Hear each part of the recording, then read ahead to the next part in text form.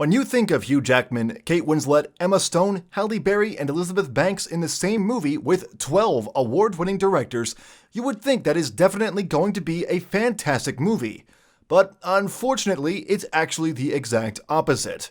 Welcome back to the channel. In today's video, we are going to delve into the story of one of the worst movies ever made, movie 43.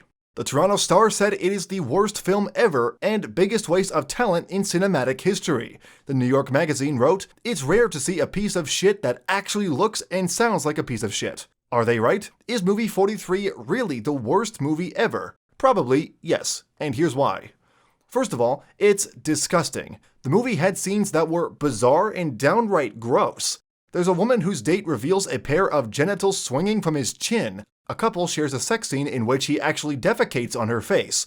Another couple's intimate dinner involves breasts plunging into guacamole. A teenage character has her first period, which alarms her friends so much that they called 911. Then a cartoon cat urinates on Elizabeth Banks.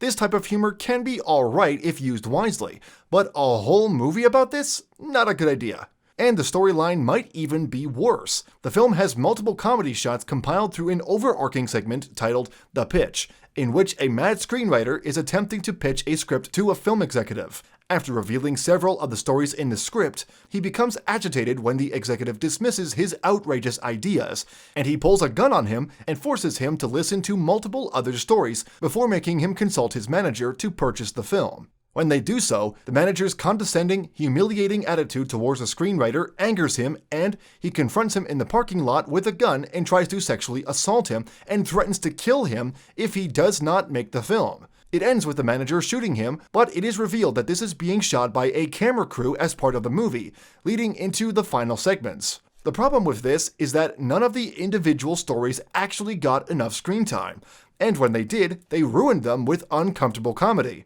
Even The Pitch is not good enough to bind them together and includes outrageous instances of sexual violence and assault, none of which should be used as a theme for comedy. The fact that a film that took 4 years to film is also one of the biggest failures in the time of modern cinema is crazy. When the entirety of the Lord of the Rings trilogy, which is a well-accepted masterpiece, was filmed in just over a year, why did this abomination of a film take 4 years? The creators of the film were also overtly secretive when it came to the filming destinations and the various plot points of the film. This is another reason for its overall failure among both audiences as well as critics. With a film so controversial, not receiving any feedback or criticism ultimately proved to be detrimental to the creative input of the movie.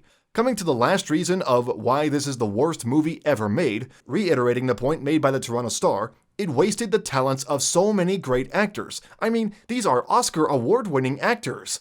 Much more was expected of a film starring them. Just imagine the potential that was left unutilized by the filmmakers after signing these brilliant actors all to the same movie.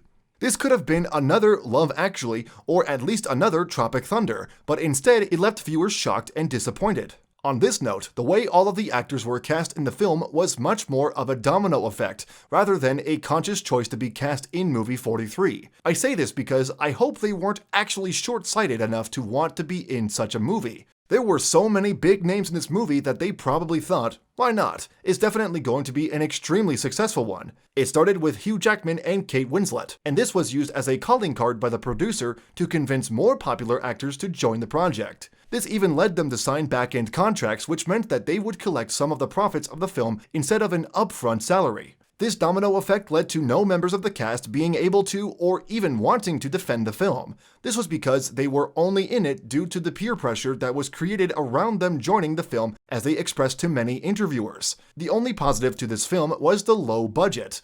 With a budget of only $6 million, it was bound to make a profit. Not because it was good, but because audiences were curious. The overall profit was $24 million, which is still pretty low for a movie with so many big names in it. This movie was riding on so many expectations and failed to deliver on even one of them, of the cast, the audience, as well as the critics. And that in itself was its biggest failure. I hope you guys enjoyed this video. Like and comment below whether you've watched this movie or not. Don't forget to subscribe and tap the bell icon. And do remember to avoid watching movie 43 anytime soon. Or ever.